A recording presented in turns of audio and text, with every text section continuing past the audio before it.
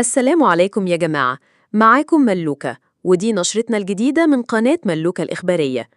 النهاردة الخميس 10 يوليو 2025، ويلا بينا نبدأ بأهم الأخبار.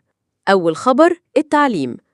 وزارة التربية والتعليم أعلنت إن جدول الامتحانات النهائية لطلبة الإعدادي اتغير شوية. بعض المواد زاد وقتها زي العربي والعلوم علشان الطلبة ياخدوا وقتهم في الحل، والوزير قال إنهم بيحاولوا يخففوا الضغط على الطلبة. تاني خبر: الاقتصاد.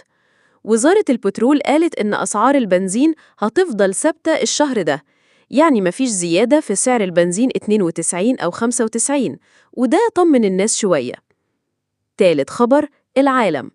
في كندا لسه في حرايق كبيرة شغالة في الغابات، والدولة هناك طلبت من السكان في بعض المناطق إنهم يسيبوا بيوتهم لحد ما الوضع يتحسن. الطقس. هيئة الأرصاد قالت إن الجو حر جدا في جنوب مصر. أسوان وصلت ل 41 درجة، والقاهرة حوالي 36. لو هتنزلوا اشربوا مية كتير وابعدوا عن الشمس وقت الظهر. الخاتمة.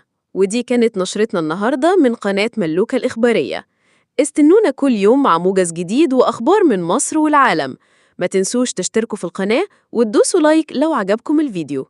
سلام عليكم.